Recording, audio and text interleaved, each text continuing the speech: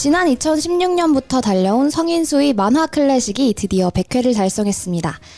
그래서 100회 특집으로 청취자 여러분들의 질문과 함께 그동안 성인수 작가에게 궁금했던 이야기를 묻는 시간을 마련했습니다. 2020년 6월 21일 일요일에 녹음되고 있는 성인수의 만화 클래식 100회 특집 지금 시작합니다.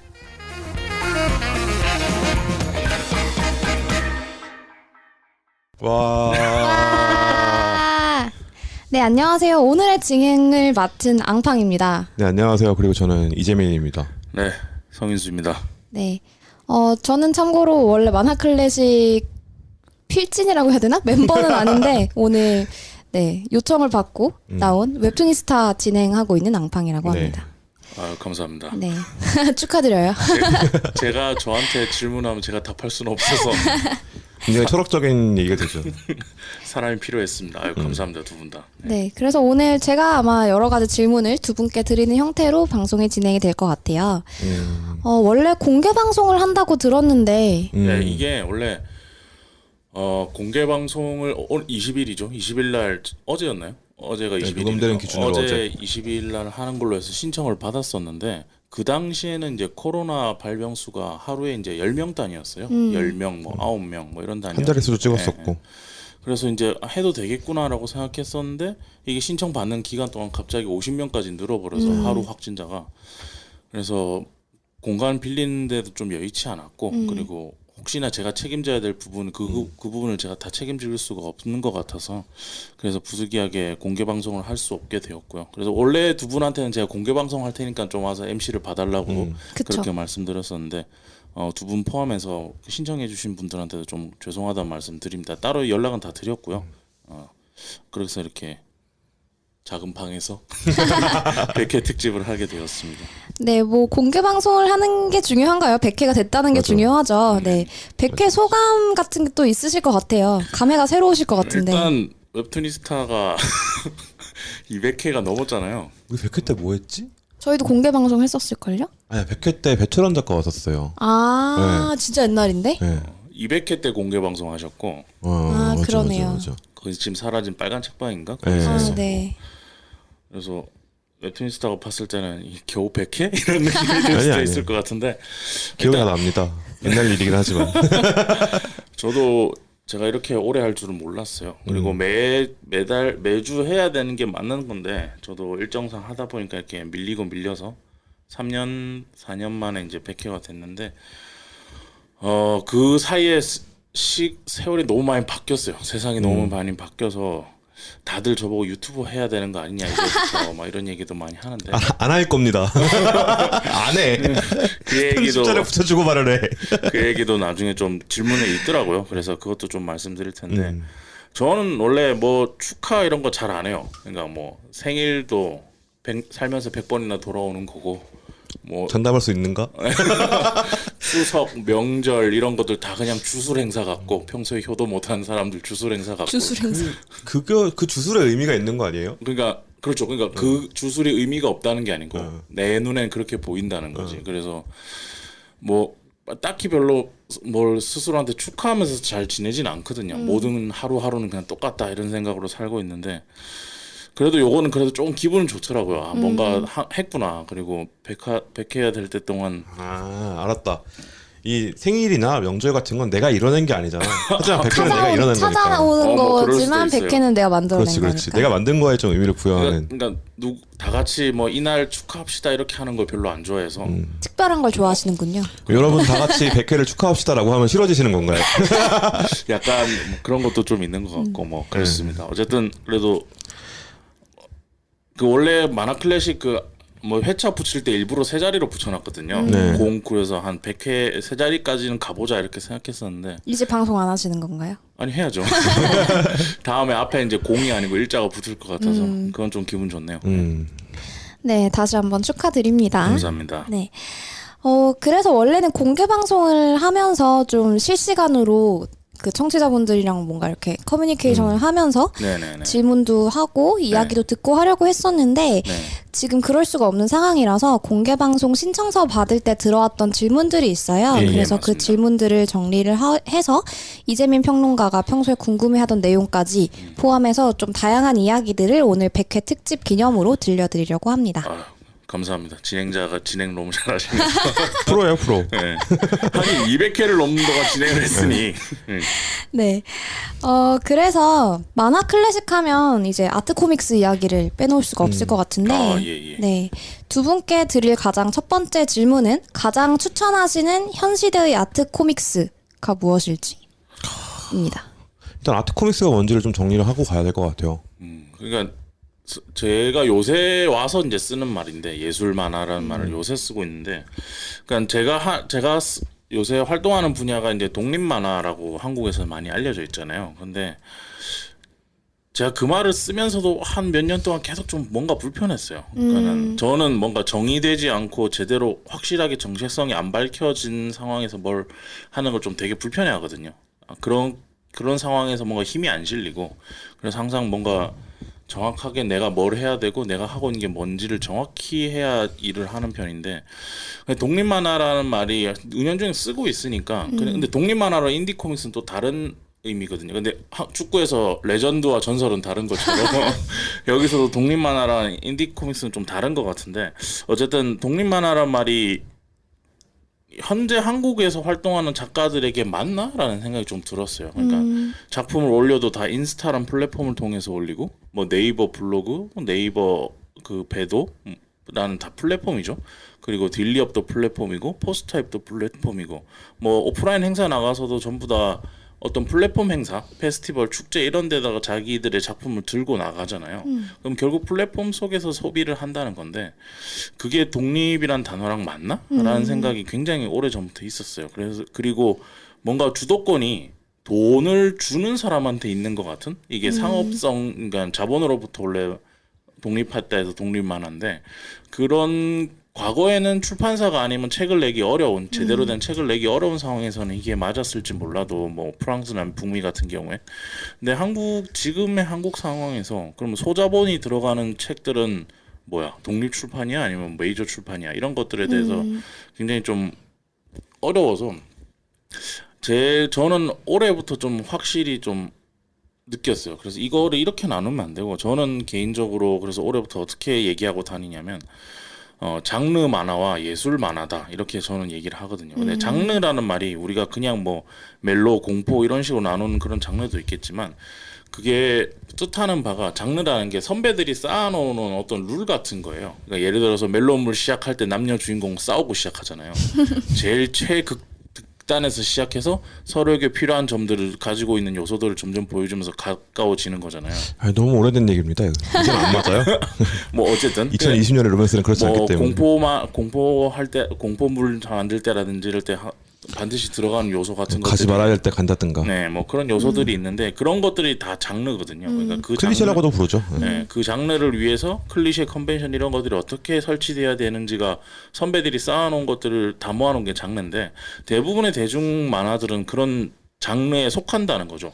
그래서 저는 그 장르에 속하는 만화와 그 장르에 속하지, 이건 어느 장르인지 모르겠는 개인의 자기가 하고 싶은 어떤 예술적 행위로서의 만화를 만들 때랑 구별을 해야 된다고 생각해서, 예전엔 그런 걸로 많이 싸웠잖아요. 만화가 예술이냐 아니냐. 그쵸. 근데 요즘은 그게 좀 낡은 것 같아요. 만화로도 디자인을 할 수 있고, 예술 활동도 할 수 있고, 뭐 대중을 위해서 자기 의견이 안 들어간 만화라도 뭐 돈을 벌기 위해서 만화도 그릴 수 있는 거고, 다 어떤 요소든지 만화로 활용하는 게 중요한 거지, 만화가 예술이냐 아니냐라는 걸로 이제 정의되는 건 아닌 것 같아서. 만화가 예술이냐 아니냐 논쟁은 되게 오래됐어요. 사실 1970년에 이미 그 프랑스에서 제9의 예술 어쩌고 이런 얘기 나온 게 50년이 됐어. 50년. 그쵸. 근데 이제 말로서는 이제 만화가 예술이다라고 이미 결론이 났는데, 과연 그만큼 대우를 받느냐는 좀 다른 얘기인 것 같아요. 그거는 이제 만화의 본질, 저희가 이거 갖고 맨날 얘기하잖아요. 그러니까 만화의 본질이 뭐냐에 달린 것 같은데, 그러니까 아트 코믹스라는 얘기를 왜 여쭤봤냐면, 그러니까 아트 코믹스라는 예술 만화라는 이름을 붙이면 앞에 예술이라는 말이 붙으면 예술 아닌데 예술이야라고 주장하는 것처럼 들려서, 저는 그러니까 독립 만화가 마치 그런 거잖아요. 독립 만화나 독립 음악이라고 부르는 게 자본으로부터 독립한 게 아니지, 쫓겨난 거지 사실. 언더그라운드에 가깝잖아요. 맞아요. 받아들여지지 못한 사람들이 우린 독립했으라고 자기 위안하고 있는 거잖아요.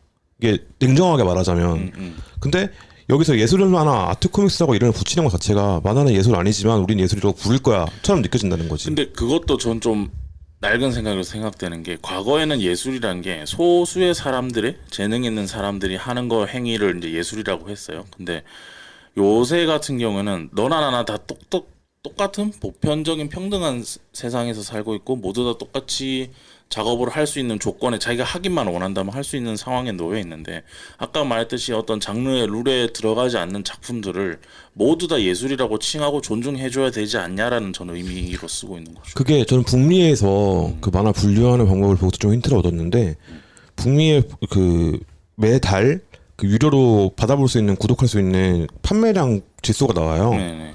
그걸 받아보고 있는데 거기서 북미는 우리보다 더 심하잖아요. 슈퍼히어로 아니면 나머지란 말이야. 그죠. 어떻게 구분을 하냐면 슈퍼히어로 이슈가 있어요. 우리가 아는 그 팔랑팔랑거리는 잡지.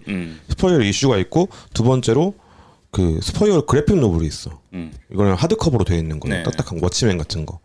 그 다음에 세 번째가 일본 만화고 네 번째가 뭐냐면 오리지널 그래픽 노블이라고 오리지널 어서 그래픽 노블이라고 되어 있거든요. 네. 이게 우리말로 번역을 하면 작가주의적 만화예요. 난 이게 맞는 것 같은 거야. 네. 그러니까 만화는 어떻게 그리든 내 컷으로 그려서 졸라맨을 그려놔도 예술이에요. 이건 예술인 건 부정할 수 없고 이건 기본 전제가 되어 있고 그 다음 걸 논의해야 되지 않느냐는 거지. 그 생각이 들더라고. 그래서 지금 아트 코믹스라는 단어 하나에서 두 분이 굉장히 많은 이야기를 맨날 해주셨는데 이러는데, 저희. 네. 원래 질문은 아트 그렇죠. 코믹스 작품을 추천해달라는 거였거든요. 저는 개인적으로 꼭 보셨으면 하는 만화가 그러니까 아트 코믹스라고 얘기할 수 있는 만화도 있고 그리고 만화 준비하면서 이 만화들은 꼭 봤으면 좋겠다라고 생각했던 것들이 일단 뭐 테시카 오사무의 불새 있고 그리고 뭐 데이비스 기븐스랑 그 앨런 무의 왓츠맨 같은 작품도 있고 근데 개인적으로 여기서 살면서 가장 많이 보고 충격 먹었던 만화는 빈 슐리즈의 피노키오라는 작품이 있어요. 그게 이제 북스토리에서 나온 작품인데 그 사람이 이제 프랑스에서 마리안 샤트라피랑 같이 그 당시에 이제 인디 코믹스가 막 생겨날 때 그때 막 그 당시 그 사람들 막 흑백으로 만화 그냥 막 만들어서 찍어내서 그냥 팔고 이럴 때부터 활동했던 사람인데 요새는 만화를 안 하더라고요. 요새는 그냥 영화 감독하던데. 돈이 안 되니까. 어쨌든 한국에 나와 있는 작품 중에서 야 이건 꼭 봐야 돼라고 생각했던 거는 빈슐리즈의 피노키오라는 작품이랑 그리고 작가 이름이 갑자기 생각이 안 나는데 뭐 리처드 하이먼드인가? 리처드 뭔가 그런 분인데 그 히얼이란 작품이 있어요. 근데 만약에 좋죠. 같은 장소에서 연대기별로 벌어지는 일들을 다 콜라주 컷으로 나눠서 콜라주로 붙여놓은 작품인데 좋은데 재미는 없잖아요. 아트 코믹스니까 아, 네. 그래서 재미의 결이 다양한 거 아니겠어요? 네. 그렇죠. 네, 그렇게 해서 저는 그 두 개 정도.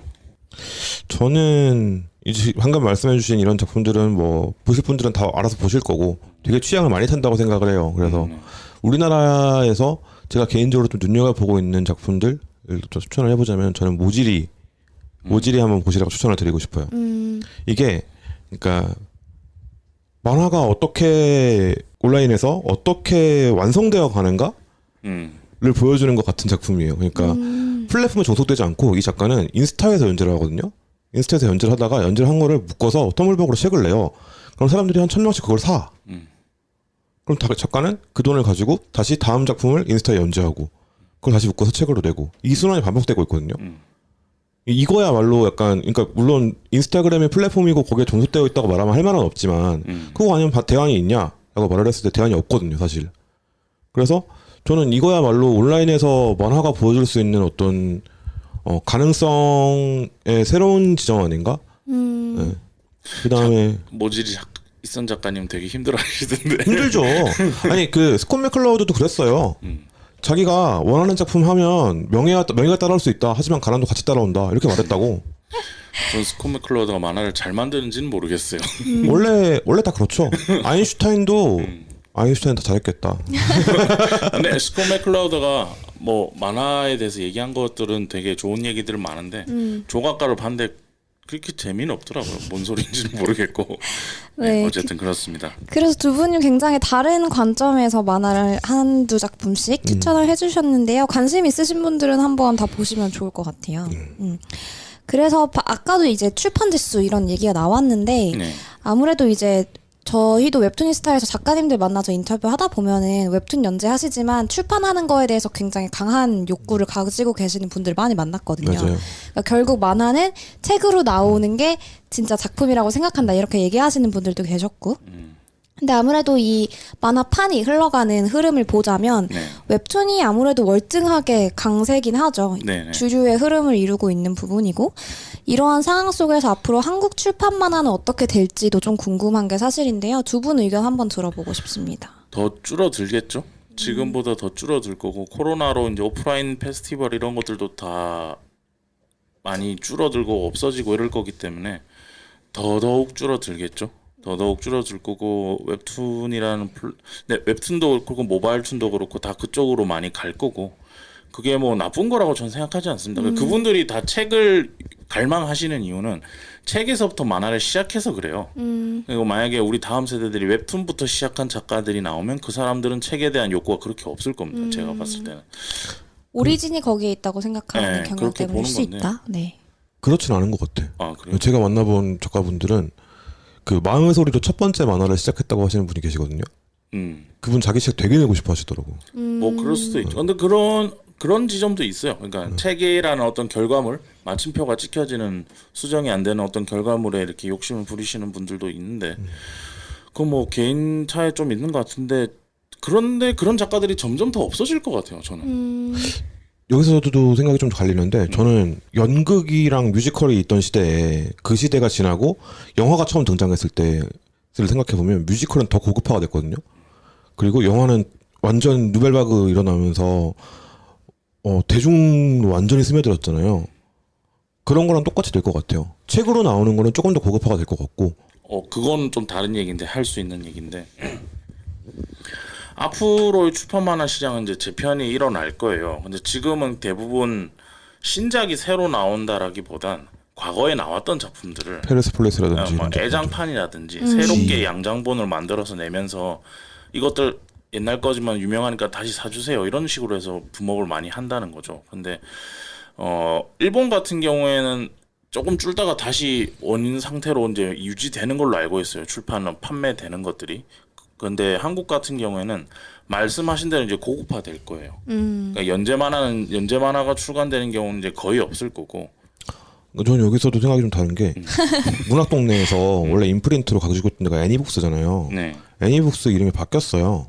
문학동네 만화 편집으로. 네. 이런 식으로 갈 거라는 거지. 거기서 정년이를 첫 번째 책으로 내놨거든요. 네. 근데 정년이 연재되고 있는 만화잖아요. 네. 이런 식으로 현재 연재되고 있는 작품을 책으로 마치 우리가 문학을 소비하는 것처럼 소비할 수 있도록 문학 쪽에서 계속 끌어들일 거라는 거. 좀 그런 생각이 들어요. 근데 저는 그게 그 사람들이 만화를 이해하고 책을 출간한다고 생각하진 않아요. 만화 이해할 필요 없다고 생각해요, 저는. 내주는 게 고맙지. 그런가요? 저는 그거 그냥 종이 낭비라고 생각하거든요. 오. 그거 웹툰으로 보면 되지. 웹툰으로 연출됐고. 그런데 그거가 만화로 연출됐을 때 정연이 보면서 뭐 스토리텔링은 좋고 좋은 내용인데 그게 만화 출판 만화로서 표현하는 데 있어서 어떤 메리트를 가지는지 전 전혀 모르겠거든요. 제 입장에서 종이 낭비다. 근데 뭐 그런 시행착오가 있어야 된다고 생각을 해요, 저는. 뭐 근데 메이저 출판사에서 만화를 끌어당겨주는 건 창비도 계속 올라가요. 그런 건 좋다고 생각하는데 그래도 줄어들 거다. 줄어들겠죠. 원래 그 출판 시장 자체가 그렇게 크지 않아요. 사람들이 착각하는 것 중에 하나가 그 출판사가 돈을 진짜 많이 벌고 얘네들이 엄청난 권력을 가지고 있다고 생각하는데 문학동네가 그 수익률 1위거든요. 문학동네가 번 돈이 360억이에요. 근데 그 플러스 360억인데 탑툰이랑 투믹스 합치면 그 정도 됩니다. 그러니까 내년 1월 되면 이제 도산할 출판사들 진짜 많아요. 그러니까 이게 지금 정부 지원금 이런 걸로 그리고 여러 가지 계약 걸어놓은 것들 이렇게 어떻게 또 굴리면서 이렇게 버텨온 건데 지금 코로나 터지고 더 악화되면서 내년 1월 되면은 이제 망할 네. 출판사도 되게 많습니다. 남의 시장에다가 이렇게 거. 뭐 이야기를 화이팅! 듣다 보니까 한국 출판 만화 자체보다는 그냥 그 출판 업계 자체에 대한 영향도가 좀 큰 부분인 것 같아요. 그럴 것 네. 같아요. 이제는 다 개인 출판할 거예요. 나중에는. 그렇죠. 그래서 이제 뭐 출판사가 더 이상 권력이 아니다 이런 이야기들도 많이 있잖아요. 독립 출판이라는 게 아까 뭐 대형 출판사라고 분이- 부르면 싫어한대요. 대형이 저희가 아니기 어떻게 때문에. 대형이에요. 네. 그래서 그 출판이라는 게 이제 아까 이야기 하셨던 뭐 만인예술가 개념처럼 누구나 이제는 만화를 그려서 자기가 사비로 출판을 하던 텀블벅은 그렇죠. 받든 그런 출판한다는 행위 자체가 굉장히 보편화가 됐잖아요. 그런 상황에서 그런 상황에서 독립만화라는 그 단어를 쓰는 게 이 질문과 맞는지는 잘 모르겠지만 독립만화 혹은 아트코미스가 애니메이션 또는 영화화의 가능성이 있는가라는 질문도 들어왔네요. 있죠. 네. 개인적으로 이걸 딱 했을 때 한국의 애니메이션 만드는 어제도 한국에서 애니메이션 한 작품이 안시에서 상을 받았는데 2작품 받았습니다. 단편까지 해서 2작품이죠. 근데 독립 만화 중에서 애니메이션을 옮겨갔을 때 가장 그리기 쉽고 그런 작품들이 있어요. 뭐 예를 들어서 임나훈 작가의 그림체라든지 이런 거는 애니메이션화하기 편하죠. 그래서 임나훈 작가가 가지고 있는 서사나 이런 것들이 대중들이 좋아할 만하고 그리고 단편 애니메이션으로는 충분히 가능성이 있다고 생각하고요. 그리고 임나훈 작가가 만든 작품들이나 이런 것들도 다 원작이 있는 경우도 있어요. 산산준쭉 같은 경우는 원작이 있는 작품이었고. 근데 문제는 이걸 어떤 기념비적으로 작품으로 만드는 거는 가능할 건데 가끔씩 뭔가 대중들한테 크게 어필하기 위해서 만드는 거는 어렵지 않나라고 생각돼요. 왜냐하면 대중들이 이제 우리가 굉장히 많은 걸 소비하는 척하고 살지만 과거 사람들에 비해서 소비량은 늘었는데 소비하는 그 주요 테마는 엄청 협소해졌거든요. 그래서 소비하던 것만 소비해요. 내가 알던 것만 그쵸. 소비하고 내가 믿을만하다 싶은 것들만 이제 소비를 하는 시대가 왔기 때문에 피로도가 크죠. 예, 그런 점에서는 좀 대중화 뭐 크게 뭐 잭팟을 터트리거나 이런 거는 어렵지 않나라고 저는 생각합니다. 여기에는 의견이 같습니다. 이게 그러니까 뭐 예를 들어서 어떤 유망한 그 분이 입봉을 못하고 있는 분이 있다. 근데 그분이 원안으로 독립만화를 쓰고 싶어 한다. 그래서 뭐 한두 작품 정도 이런 식으로 독립만화에서도 어떤 성과를 낼 수는 있을 것 같은데 독립만화 원작으로. 근데 그게 뭐 상업적으로 대성공을 하는 건 저는 사실상 불가능하다고 보고요. 그 작품을 만들어서 그 감독이나 작가가 이 업계에서 유명해질 수는 있을 거예요. 이게 그런데 이제 아까 스콧 맥클라우드가 말했다는 그 명예는 얻었지만 가난해지는 그런 뭐 자기 돈으로 만들 리는 없으니까 애니메이션을 뭐 그렇긴 합니다. 예. 돈을 못 벌잖아요. 내 돈이 아니지만. 이름은 남으면 딴 데서 또 외주 들어오고 그렇죠. 뭐 이렇게 사는 거지 뭐 예술가가 다. 네, 다음 질문으로 넘어가 볼게요. 이번에는 만화 비평에 대한 질문인데요. 한국 내 만화 비평이 만화 매체의 형식에는 거의 답을 하지 않고, 왜냐면 이분이 이론 비평을 본 일이 거의 없다고 하시네요. 네네. 내용에만 집중해서 사회학적 해석만 내놓는 이유가 궁금합니다. 라는 질문인데요.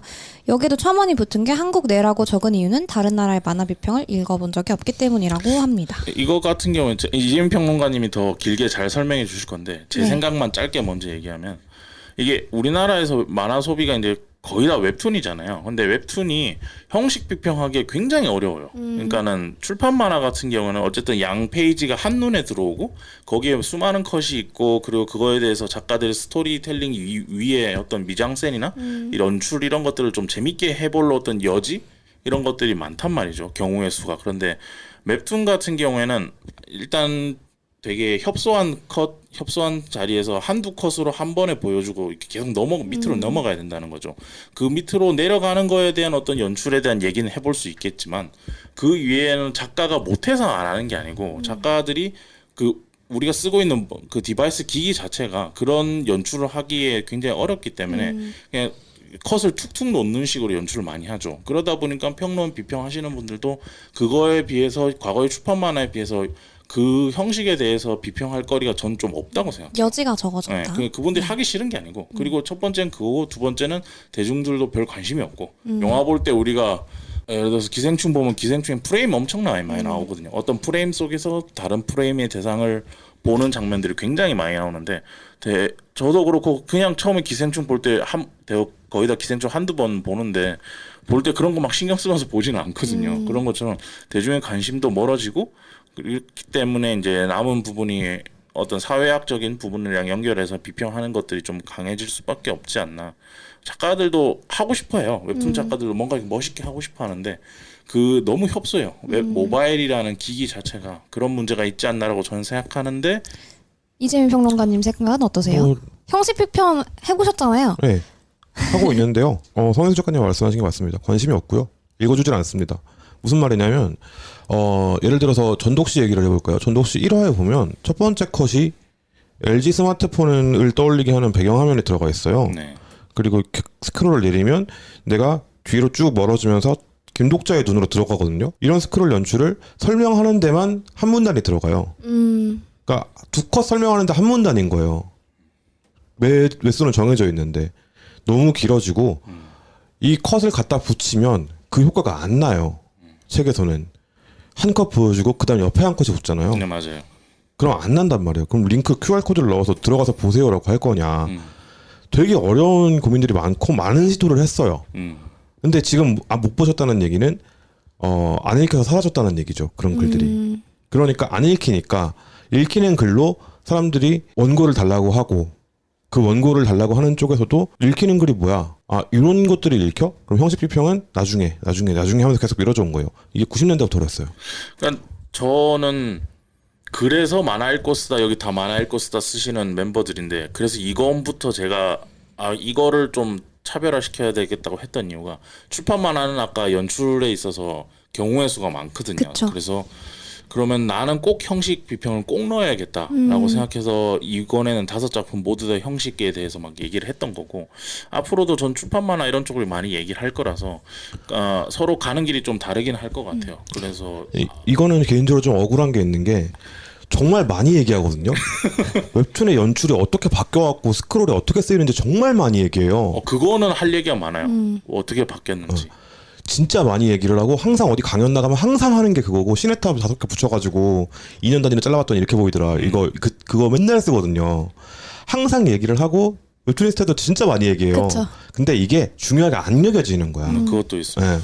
그러니까 존재하지 않았던 건 아니고 네. 존재해 왔는데 눈에 잘 띄지 않는 그렇죠. 거죠. 근데 이게 한 가지 좀 아쉬운 게 한국에서 뭐 다른 나라도 마찬가지겠지만 만화 소비하는 데 있어서 스토리만 소비를 하거든요. 그렇죠. 서사 매체가 네, 서사가 그래서- 강렬하니까요. 근데 그 위에 작가들이 뭔가 올려놓은 연출이나 어떤 기호학적인 이런 것들도 분명 재밌는 요소가 많을 텐데 그게 어려워요. 문학에서도 형식 비평 들어가기 시작하면 그때부터 머리 깨지거든요. 근데 그 재미지 않나 매니아라는 게 좀 근데 제가 관점이 다를 수도 있을 거고 거기까지 들어가는 진입 장벽이 너무 높아요. 그럴 수 있죠. 그래서 이 질문 주신 분은 꼭 만화 읽고 쓰다 이건 3권인가요? 올해 나올 예정. 올해는 3권 나오죠. 3권이죠. 3권을 꼭 구매하셔서 형식 비평을 제대로 즐겨보시면 좋겠네요. 그리고 한국 내라고 적은 이유가 이제 다른 만화의 만화 비평을 보신 적이 없다라고 말씀하셨는데 한국, 프랑스, 미국, 일본을 제외하면 만화 비평 없다고 보시는 게 맞습니다. 오, 손에 꼽네요. 네. 네. 한국이 시장 크기에 비해서는 많이 하는 편이에요. 비평 자체가. 유별난 사람들이 많아서 그래요. 한국이 원래 말이 많은 나라기 때문에 그렇게 하는 거지. 다른 나라는 거의 없다고 보시면 됩니다. 네, 다음 질문 넘어가 볼게요. 유튜브 진출하실 생각은 없나요? 이 질문 진짜 많이 받거든요. 웹툰스타도 진짜 많이 받았어요. 전 제 친구들한테도 이 질문 맞아, 진짜 많이 맞아. 받아요. 너가 한 일주일에 한 번씩 네 얼굴이 유튜브에 올라가면 어떻게 생각할래라고 전 반문을 하는데 저희끼리도 엄청 많이 얘기해요. 둘이서 근데 꼭 얼굴을 공개해야 되나요? 미모지 같은 것도 있잖아요. 네, 요즘 그렇게 하시면 많더라고. 네. 그래서 하려고요. 오, 하시려고요? 하는데 네. 일단 101회부터 올라갈 겁니다. 아, 녹음본으로 올리신. 녹음본으로 네. 유튜브가 올라갈 거고 거기서는 저는 하긴 할 건데 그 채널 이름이 만화 클래식 채널로 올라가진 않을 거고 뭐 그냥 성인수 TV라든지 제가 만화 관련된 것만 하긴 할 건데 만화 관련해서 다양한 활동을 할 수 있는 어떤 채널을 만들어 놓고 그 중에 하나로서 이제 만화 클래식이 업데이트는 될 거예요. 계획은 근데, 있으시군요. 네, 거기에다가 뭐 영상적인 어떤 편집이나 이런 것들을 더할 생각은 아직까지는 없고 왜냐하면 영상 편집이 편집자가 꼭 필요해요. 맞아요. 혼자서 절대 할 수 없고 그리고 유튜브 세계라는 게 팟캐스트처럼 일주일에 한 편씩만 올려서는 그 뭐 안 올리는 거랑 마찬가지거든요. 그래서 긴 거 하나 짧은 것들 다 잘라서 매일같이 올려주고 하면서 계속 이렇게 해야 되는데 그러려면 편집자랑 그 원고 쓰는 작가가 꼭 필요해요. 그래서 작가 한 명, 편집자 한 명이랑 메인 MC 이렇게 3명이서 붙어서 계속 만들어내야 돼서 그 단계까지는 아직 모르겠어요. 그 단계까지는 돈이 없기 때문에 할 수 없고 그리고 제가 지금 하고 있는 일이 너무 많아서 바쁘시죠? 네, 유튜브까지 하면은 저를 죽이겠다는 말이기 때문에 그냥 업데이트 101편부터 업데이트는 될 겁니다. 내용이 업데이트는 되고 뭐 예를 들어서 최재훈 작가랑 방송하는 것들이 올라갈 때는 우리 그때는 이제 만화 형식 비평 얘기를 하니까 그럴 때는 관련된 컷들이 좀 올라갈 수는 있어요. 근데 그런 거 말고는 일단 올리기만 할 예정이고 그것이 유튜브 진출인지는 모르겠습니다만 어쨌든 뭐 그럴 생각은 있는데 네. 뭐 딱히 유튜브를 위한 컨텐츠를 제작할 생각은 없고 그리고 또 한 가지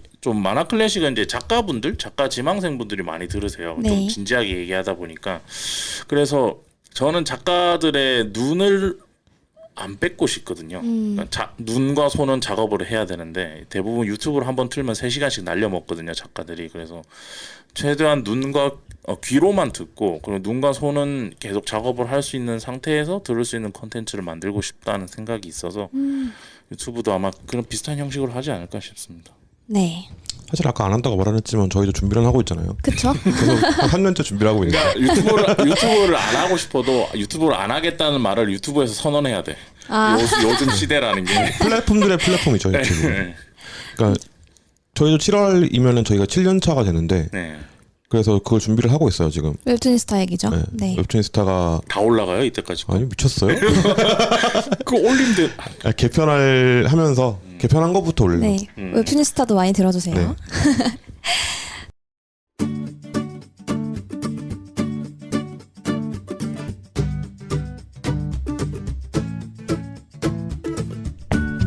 여러분께서는 지금 진지한 만화 이야기 성인수의 만화 클래식을 듣고 계십니다.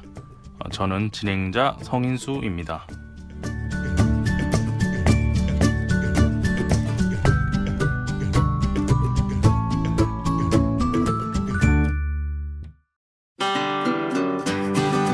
만화 클래식을 제작하고 있는 인수인증 코믹스에서는 독립 만화 온라인 플랫폼 사이드비를 운영하고 있습니다. 황별이, 임나운, 불키드, 한타스, 쾅 코믹스 등 총 50권에 달하는 작품들이 여러분을 기다리고 있고 앞으로도 계속 입고가 될 예정입니다. 또한 이재민 평론가와 제가 직접 쓰는 작품에 대한 리뷰와 신작에 대한 작가들의 미니 인터뷰도 만나볼 수 있으니 좀 더 깊이 있는 만화 소비를 원하시는 분들은 지금 사이드비를 찾아주세요. 운영자인 제가 직접 포장해서 배송을 하고 있고 네이버 페이를 통해 손쉽게 소장이 가능하십니다. 지금 바로 검색창에 sideb.kr을 검색해주세요. 만화 클래식 청취자 여러분들의 많은 이용을 부탁드리겠습니다.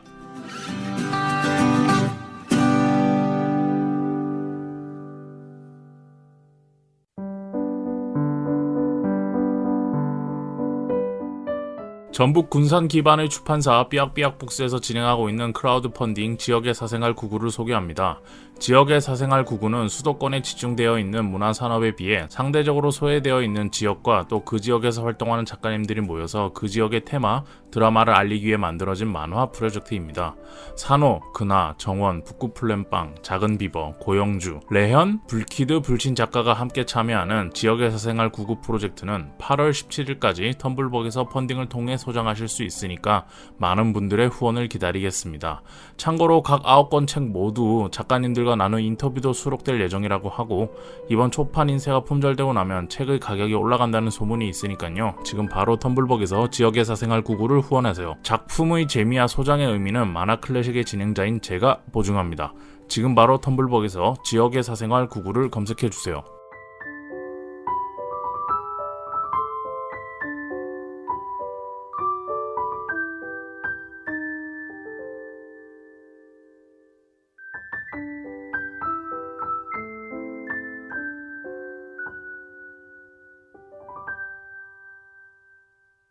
성인수의 만화 클래식을 진행하고 있는 인수인증 코믹스에서 운영하는 독립 만화 온라인 플랫폼 사이드비입니다. 현재 총 40종에 가까운 작품들이 입고가 되어 있고요. 어제는 또 몇몇 새로운 작품들을 계약서를 쓰기도 했습니다. 그래서 앞으로도 입고 작품들은 계속해서 늘어갈 전망이고요. 또 국내에서 유일하게 독립 만화만을 위한 온라인 전문 플랫폼이니까요.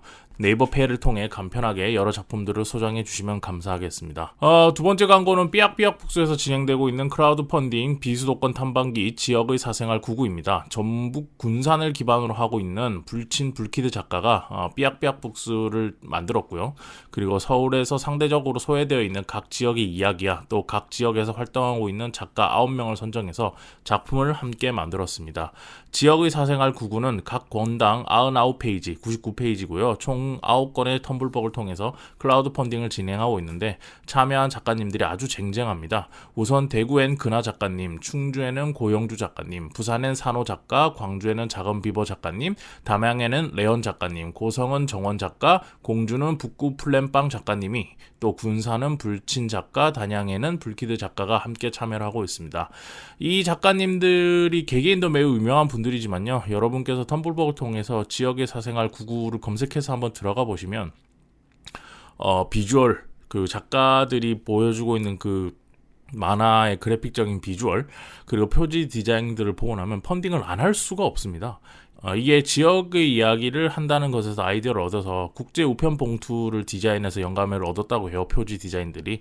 이게 의미가 뭐냐면 가깝지만 멀게 느껴지는 지역들의 이야기를 여러분들에게 전달한다고 해서 좀 뭐 국제 우편 봉투 또 그런 것도 있었겠지만 국제 우편 봉투가 또 디자인이 이쁘잖아요. 그 빨간색, 파란색 이렇게 돼 있는 거.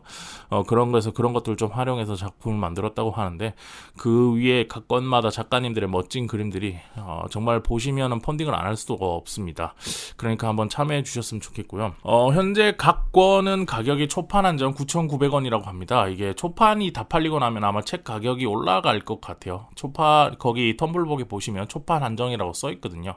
그리고 그러니까 지금 아니면 비싸게 나중에 구입하셔야 된다. 여러분 이거 어차피 나중에 다 구입하시게 될 건데 너무 좋은 책이라 웬만하면 9,900원 할 때 하시면 좋을 것 같고 후원하셨을 때 절대 후회하지 않습니다.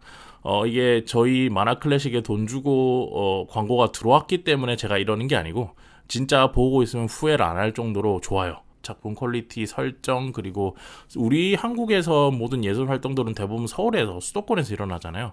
그게 아닌 지역에도 있다는 거, 그런 지역들에 대한 이야기들, 그 지역의 이야기와 작가님들이 그 지역에서 활동하는 작가들의 이야기가 함께 들어가 있으니까요. 이건 분명 소장하실 만한 책이라고 저는 생각합니다. 이게 만화 클래식에 거의 처음으로 들어온 광고인데 여러분이 제 면을 좀 세워주세요. 삐약삐약 북스에서 성인수의 만화 클래식의 위력을 지켜보겠다고 했기 때문에 받은 광고비만큼은 효과가 있어야 됩니다, 여러분. 그래야 다음에 또 다른 광고들이 또 들어오죠. 그러니까 지금 바로 텀블벅에서 지역의 사생활 99라고 검색하면 나오니까요. 한번 검색하고 후원해 주시면 감사하겠습니다.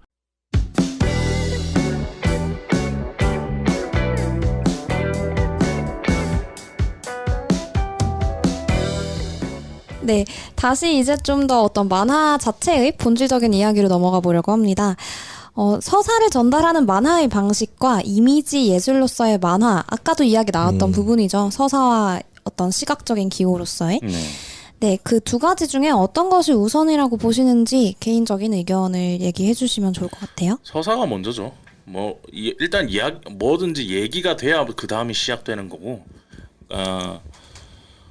이야기가 재미있다 없다는 개인 호불호가 있기 때문에 그거는 중요하지 않은데 일단은 이야기를 전하기 위해서 어떤 매체를 선택한 거잖아요. 만화라는 매체를 내가 하고 싶은 얘기가 있는데 이게 만화랑 어울릴 것 같아. 내가 만화를 좋아하니까 이걸로 봐줘라고 말을 거는 거라서 제일 중요한 건 서사라고 생각하고요. 이야기가 우선이다. 네, 그리고 그 위에 요새는 제가 작가라는 말이 원래 집을 짓는 사람이란 뜻이거든요. 집가자예요. 그래서 집을 만드는 사람이라는 뜻인데 그래서 집에 많이 비유를 하는데 그러니까 1층을 넓게 독자들이 뛰어놀 수 있게 스토리나 스토리텔링과 그래픽적인 것, 그림 이런 것들을 세팅을 잘 해놓고 그 위에 2층에 이제 만화 연출적인 부분에서 어떤 멋진 것들을 올리고 3층으로 올라가면 이제 좀 더 좁아지는 기호학 같은 것들도 더 얹어야 된다고 저는 생각하거든요. 근데 제일 중요한 건 서사다 그렇게 생각합니다. 이거는 작년 여름까지는 이 입장이었거든요. 성인수 작가님이랑 동일한. 네, 동일한 입장이었는데 작년 여름에 서울국제도서전에 가서 제가 충격적인 걸 하나 봤어요. 일본 분이 작가 이름이 지금 기억이 안 나는데 일본 분이 만든 작품이었는데 내용이 없어요. 칸으로 막 그거 하는 거. 그 효과음만 가지고 도도도도도도 카카카카카 이런 것만 써가지고 그 이미지적인 것만 보여주는 작품인 거예요. 아, 서사가 없고요? 네. 1페이지부터 끝페이지까지 다 그런 장면들만 들어가 있어요. 그래서 이게 원으로 배치가 되었다가 점점 커졌다가 점점 작아졌다가 이런 것만 있는 거예요. 그걸 보고서 그래서 아까 말씀드렸던 예술인 거는 누가 부정을 할 수가 있냐. 이거 만화라고 할 수 있나 라는 생각이 드는 거예요. 그렇게 되어 있어도 우리가 그 폰트를 딱 보는 순간 이건 만화구나 알잖아요. 그렇죠. 이미지 예술인 건 기본이고 그 위에 뭘 쌓느냐가 중요하다.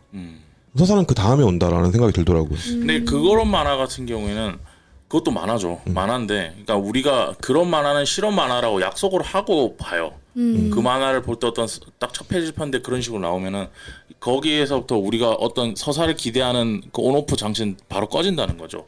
여기서는 서사를 보는 게 아니고 이 사람이 뭔가 이미지 가지고 이렇게 가지고 놀았구나라는 걸 알면서 보는 거고. 그래서 그건 좀 다르지 않나라고 생각해요. 그러니까 작가가 이렇게 만들었구나라는 걸 인식한 상태로 보는 거라서 좀 다르다고 생각하고, 그리고 아트 코믹스란 말을 제가 왜 계속 쓰냐면 작가주의 뭐 만화, 뭐 인디 만화 이런 것들이 활동하면서 좀 가장 힘들었던 게 뭐냐면, 저는 안 그런데 제가 좀 특이해서 그런지 모르겠는데 다른 작가들이 그 말 단어 안에 갇혀요. 그러니까 자기는 이런 만화를 만드니까 대중성 있는 만화로 접근하면 안 될 것 같고, 뭔가 작가주의 만화 이러면 내가 꼭 그런 만화만 만들어야 될 것 같고, 그런 만화는 내가 비평해야 될 것 같고, 그런 만화는 피해야 될 것 같고, 사람 많은 데서 내가 인기를 얻으면 안 될 것 같고, 이런 식으로 점점 자기 마인드가 협소해지고 줄어들더라고요. 그래서 그럴 바에는 그냥 다 풀어버리고 그냥 제일 큰 바운더리 안에서 어느 쪽으로 가든 상관없게 좀 만들어주고 싶다, 그런 생각도 있어서 프로파간다구만. 그런 단어기도. 근데 대부분 그 단어에 갇혀요. 내가 독립 만화가다 이러면 독립 만화를만 해야 된다라든지 그런 것들이 너무 재능 있는데 그러지 못하는 분들이 너무 많아서 좀 불쌍하다는 생각도 들고, 그래서 물론 저는 아닙니다. 저는 좀 특이한 케이스라 그렇게 하는데, 그래서 그 단어를 좀 없애버리고 싶어요. 아무래도 만화에서 계속해서 그런 논쟁이 나오는 게 이 만화라는 게 대중 상업 예술을 기반으로 하고 있다라는 인식 때문이 아닌가 싶은데, 그래서 이 다음 질문이 바로 그런 부분과 연결이 되어 있는 질문이네요. 태생이 대중 상업 예술인 만화에서 상업성이 배제될 수 있다고 생각을 하시나요? 저는 절대 없다고 봅니다. 독립 만화도 결국엔 많이 팔면 좋잖아요. 많이 팔아서 싫은 작품이 어딨어. 결국에는 상업성을 띠는데, 그러니까 많이 파는 게 최우선의 목적인지 그게 최우선의 목적은 아닌지의 차이인 것 같아요. 그러니까 이 작품은 많이 팔아야 돼라는 게 최우선의 목표면 그 목표를 위해 만화를 활용하는 게 나쁘진 않아요. 근데 문제는 그런 사람들이 부끄러워해요. 자기 작품을. 돈을 위해 만화를 만든다는 거 요새는 좀 많이 다른데, 편집자나 이런 분들이 자기가 돈을 위해 만화를 만든다는 것도 굉장히 부끄러워하는 분들이 많아요. 만화가들 중인데 그러실 필요 없다. 저는 겸손의 표현이라고 봅니다. 그래요? 지금 내 통장에 찍힌 액수를 보면 겸손해질 것 같은데 알아도. 그래요? 근데 보고 있으면 그냥 난 돈을 위해서 만화를 만들어라고 얘기하면은 그거 인정해줘야 되거든요. 오케이. 그렇죠. 모든 직업이 다 그렇잖아요. 그렇죠. 그러니까 너의 근데 전 돈을 벌기 위해 일을 합니다. 너의 만화는 그런 눈으로 봐줄게라고 그때부터 그렇게 보면 돼요. 근데 제가 항상 화를 내는 이유는, 자기가 돈을 위해서 만화를 만들고 있다는 걸 모든 사람들이 다 아는데 아닌 척하는 사람들 있잖아요. 엄청난 뭔가 대단한, 원래 그런 사람들은 어딜 가나 다 있어요. 어딜 가나 있는 정도가 많아요, 만화판에. 그래서 영화판에는 적나? 영화판을 제가 깊숙이 파지는 않아서, 근데 그게 저는 화가 나는 거죠. 그러니까 본인이 하고 있는 일에 아까 얘기했듯이 정체성에 충실하면은 저는 그 사람들 다 인정해 줘야 된다고 생각하거든요. 근데 그런 부분에서 상업성은 절대 배제할 수 없다. 책 많이 팔면 좋은 거다라는 생각이 가지고 있는데, 근데 아까 얘기했듯이 그게 최고의 목표인가, 아니면 그거 많이 팔아도 좋지만 다른 걸 먼저 목표로 둘 것인가는 좀 차이가 있죠. 이게 상업주의랑 작가주의의 대결로 가는 것 같은데, 그러니까 상업주의는 작가가 하고 싶은 말을 좀 누르더라도 남들한테 팔는 걸 목적으로 하는 거를 상업 만화라고 부르는 거고, 익숙한 요소를 많이 넣은 장르를. 그 다음에 작가주의는 내가 덜 팔려도 되니까 내가 하고 싶은 얘기할래 라는 사람들이 작가주의 만화로 가는 거거든요. 그래서 두 개의 노선이 있고 이게 계속 왔다 갔다 해왔어요. 사실 만화에서는 둘리만 해도 자존적인 얘기가 얼마나 많이 들어가 있는데. 아, 둘리요? 네. 고길동이 그 김수정 선생님이 옥탑방에서 작업하실 때 앞집에 살던 아저씨래요. 네, 진짜로. 마이콜이 갖고 있는 그런 얘기들이나 이런 얘기들을 들어보면서 자전적인 얘기가 진짜 많이 들어갔다. 네, 라고 말씀을 드렸더니 막 그냥 웃기만 하시더라고요. 그거는 뭐 평론가 선생님들 하실 일이고 이러면서 마시는데, 근데 둘리가 상업적으로 실패했나요? 엄청나게 성공했잖아요. 네.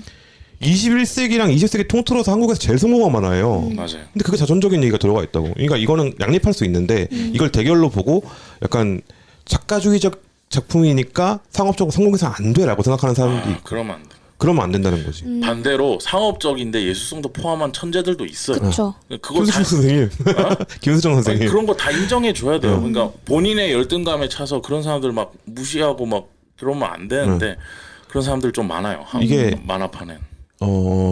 예를 들어서 뭐 박태준 작가가 그린 외모지상주의 정말 싫어하는데 박태준 작가가 한 말은 인정하거든요. 그 사람은 그 작가는 스스로 자기가 그렇게 말을 해요. 이건 배설이다.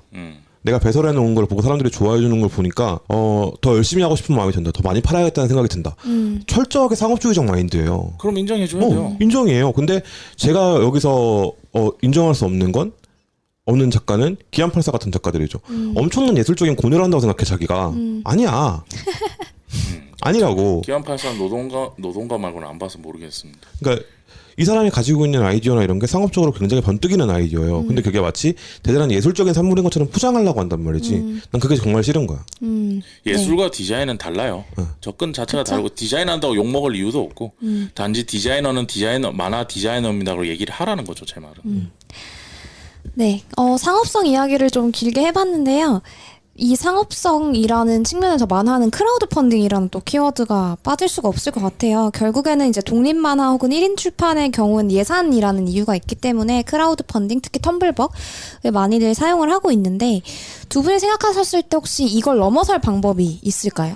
어떤 메이저 출판사를 끼는 게 아닌 방법으로서? 현실에서 제가 가장 많이 맞닥뜨리는 일이라서 굉장히 어려운 건데 과거에는 크라우드 펀딩을 하면 독자들이 니즈가 찼어요. 내가 아무도 모르는 인디 작가를 후원해서 이 사람 책이 세상에 나왔어. 이런 게 있었단 말이에요. 네. 그러니까 배도에서 작품 끌어올리는 거랑 비슷한 그쵸. 거예요. 근데 그래서 그게 몇 년 전까지만 해도 됐었고 그리고 작년까지도 좀 됐다고 생각해요. 근데 올해 이제 사람들이 이런 큰 일을 코로나라든지 뭐 재작년에 있었던 뭐 여러 가지 일들을 겪으면서 그랬는지 모르겠지만 그리고 계속 반복되다 보니까 이걸로 리즈가 안 차요. 그러니까 후원한다는 것만으로는 리즈가 안 차는 거예요. 그러면 이제 다른 걸 뭘 내놔 이렇게 되기 시작하는데 그럼 대부분의 작가들이 그러니까 문제를 해결하기 위해서 또 다른 문제를 만드는데 그게 굿즈예요. 굿즈를 끼워준 그게 제일 쉽게 생각할 수 있는 거거든. 그러면 굿즈를 만드는 그것도 엄청난 일이란 말이에요. 작가 혼자 하는 입장에서는. 그러면 책도 만들어야 되지, 굿즈도 따로 만들어야 되지. 그러면 굿즈 만들어서 지금은 욕구를 채워준다고 하면 그 다음에는 뭐지? 그 다음엔 또 뭘 줄 건데? 이 가격에 뭘 줄 건데? 이렇게 하면서 계속 그게 올라가요. 근데 그게 올라가는 걸 막을 수 없지만 천천히 올라가게 하거나 다른 방향으로 이제 튀어버릴 수는 있는데 저는 제가 쓰는 방법은 일단 굿즈를 만드는 건 답이 아니에요. 만약에 책을 만들고 싶으면 책이라는 거에 더 집중을 해야 되는 것 같고 그리고 두 번째는 이제는 작가들이 좀 앞으로 나올 때가 됐다. 이제 드라마를 만들어 소통할 필요가 있다라는 생각이 들더라고요. 이게 아이돌 문화에서 얻은 아이돌 산업에서 얻은 아이디어인데 작가들이 굉장히 예민하시고 그래서 이제 대부분 대중 앞에 서는 걸 잘 못하시죠. 어려워하시는데 이제는 이쪽 계통분들도 그냥 페어에 참여해서 사인해주는 정도가 아니고 평소에 자기가 가지고 있는 자기 일상의 드라마를 계속 팔아야 된다. 그래서 자기가 책을 냈을 때 자기 만화를 사줄 사람을 한 5천 명까지는 자기가 만들어야 된다. 어차피 뭐 모든 사람들이 그렇지만 다 교회 가는 거랑 비슷한 거거든요. 누구는 주말 되면 교회 가지만 누구는 예능을 보잖아요. 누구는 음악 방송을 보고 그게 다 자기가 어떤 맹목적으로 좋아하는 분야를 찾아가는 거랑 똑같은 심리거든요. 그래서 자기의 만화를 좋아해줄 자기 작품을 좋아해줄 사람들을 만들 생각을 먼저 하는 게 중요하지 어떤 책을 팔기 위해서 또 딴 걸 만들고 또 딴 걸 끼워주고 또 딴 걸 끼워주고 이런 식으로는 방법이 안 될 것 같고 근데 제가 하는 방법은 좀 시간이 걸려서 제가 아직 실험을 다 못 맞춰봐서 확답을 못 드리는 부분인데 저는 독자와의 계속 작품 이외의 커뮤니케이션을 더 늘려가서 BTS를 보면서 아이디어를 많이 얻으셨으면 좋겠습니다. 이게 가장 잘하고 계신 작가분이 감자 작가님이죠. 자기 얘기를 따로 일상 만화도 그리시고 그 일상 만화를 만화로 다시 메타 만화로 그리시기도 하시고 옛날에 있었던 일을 만화로 해서 연재도 하시고 다 만화로 해결하고 계시거든요. 근데 이러면 상업주의로 넘어갈 수밖에 없다고 생각해요 저는. 그러니까 작가주의랑 상업주의에서 이거는 이제 어떤 노선이 아니라 이 양쪽에서 고민하는 작가의 입장에서 노력이 이만큼 들어가면 돈은 이만큼 벌어야지라는 생각을 본전 생각을 안 할 수가 없다고 생각해요. 그러면 성인수 작가님이 보시기엔 그 아까 말했던 거기서 그런 사람들 진짜 많이 나올 거거든요. 나는 예술 만화를 하는 사람이야라고 말하는 상업주의자가 많이 나올 거거든. 사라져야 된다고 생각합니다. 그런 사람. 근데 그러니까- 하지만 많이 나올 거예요. 음. 이런 식으로 가면. 그러니까 어쨌든 나를 팔아야 되고 나를 셀링하고 내가 이렇게 살고 있어요. 그러니까 내 만화를 봐줘. 라고 말하는 게 모든 것이 만화 초점에 맞춰져 있잖아요. 그러면 이 만화가 잘 나가야 돼. 지금 제가 아까 말했던 그 텀블벅 그 왜 텀블벅에서 열기가 한창 있었다가 왜 식었을까를 생각을 해봤어요. 거기서 아이유랑 BTS가 안 나왔어요. 아이유랑 BTS를 생각해보면 아이유 처음에 기사도 이렇게 나왔어요. 미아가 부른 아이유라고. 데뷔곡이 미아인데 그 그쵸. 정도로 득보였거든 말하자면. 근데 339음 하면서 빵 떴잖아요. 그 전에 아이유 기억하는 사람 많지 않거든. 저는 아이유 1집에 있잖아를 제일 좋아합니다. 아 저도요. 가사가 이 사람은 대단한 능력을 가지고 있었지만 무명 시절 무명이라고 하기도 되게 애매하지. 게임 방송 나오고 그랬었어요 당시에. MBC 게임에서 나와서 기타 치면서 노래 부르고. 아직도 기억이 나. 근데 이 친구가 뜰 때쯤에 등장한 게 뜨고 나서 등장한 게 방탄이잖아요. 방탄소년단 처음 보고 사람 다 그랬죠. 이름이 이게 뭐야? 방탄이 뭐냐? 이러면서 막 하다가 지금은 BTS 하면은 전 세계가 열광하잖아요. 이런 식으로 내가 오랜 시간 정을 붙이고 뭔가 한 사람들이 빵 뜨는 사람이 나와야 되는데 안 나오는 거야. 맨날 그 자리야. 이선 작가가 힘들어하는 부분이 그거라고 생각해요. 빵이 맨날, 없어요. 예, 하면 빵도 없죠 그분은. 아니요, 좀 한 방 크겠어요. 작은 빵. 근데 이게 모질이 4권이 나오면 1, 2, 3권 패키지로 파는 같이 묶어서 후원할 수 있는 이건 되게 훌륭한 거거든요. 근데 이게 모객 수가 계속 줄고 있으니까 네, 맞아요. 사람들이 거기서 약간 고민되는 지점이 굉장히 많이 남아 있네요. 네. 어렵죠. 근데 그거 어떻게 해결할 건지를 다 같이 좀 생각을 해봐야 되는데 그래서 제가 이 문제의식을 작년부터 느꼈거든요. 아, 이거 이대로만, 그러니까 저도 계속 크라우드 펀딩을 해서 책을 다 낸 사람이니까 이대로만 가다가는 내 같아도 안 사겠는데 라는 생각이 들때 똑같은 내용이라고 하더라도 사람은, 대중은 변하는 거니까. 그러면 방법이 뭘까를 생각해 봤을 때 그러면 사람들을 작가들을 다 모아서, 그러니까 뭐 어벤져스처럼 다 때려 모아서 하나로 계속 내볼까 이런 것도 생각해 봤는데 독립출판이라고 부르는 이 분야에 있는 작가들이 안 모여요. 그러니까는 만화가라는 특성 자체가 모이는 걸 싫어하는데 특히나 더 인디 코믹스, 언더그라운드 씬에 있는 분들은 더더욱 자기 에고가 더 강해서 다 잘 안 모여요. 모으기가 정말 힘들어요. 그래서 뭐 홍콩봄 이런 것도 작업할 때 겉으로 드러나기에는 그냥 이렇게 짠 하고 작가들 모았습니다 하지만 그 밑에서 제가 물 밑에서 접촉하고 사람 만나고 이런 거면 진짜 힘들거든요. 안 하려고요. 그쵸, 그냥 네. 안 모여요. 모이는 걸 싫어해. 원래 조별 과제가 어려운 거거든요. 그래서 저는 그거는 포기했어요. 그러니까 아까 모아서 뭔가를 해봐야 되겠다라는 생각을 해봤었는데 그거는 여기 판에서는 안 통하는구나 라는 생각이 들어서 올해부터는 올해부터는 원래 2020년부터는 전략을 바꿔서 저 개인한테 좀 집중해서 아까 얘기했듯이 빵 뜨기 위해서 뭐 다른 요소들을 준비하고 이랬었는데 코로나가 다 망쳤죠. 제가 뜰지 안 뜰지 모르겠지만 그러려고 이제 준비했던 여러 가지들이 있었는데 코로나가 망치고 일이 많아지고 그러면서 못 하게 됐는데 말씀하신 내용도 분명히 있는 것 같아요. 크라우드 펀딩을 크라우드 펀딩 하겠다고 했을 때 제가 항상 성인 작가님한테 여쭤봤던 게 그거거든요. 대안이 있냐? 제가 이게 좀 설명드리면 제가 이제부터 크라우드 펀딩 하지 말자라고 얘기했었어요. 우린 사이드 B가 있으니까 여기서 그냥 예판하자. 예판하자 이랬었는데 대안이 있냐? 예판으로 만약에 못 채우면 어떡할 건데? 예를 들어서 작가들한테 줘야 되는 그게 있는데 원고료가 있는데 그게 예를 들어서 100만 원이다. 선물벽에서 했으면 한 70만 원에서 30만 원만 손해 봤으면 되는 거를 손해 항상 본다는 얘기죠.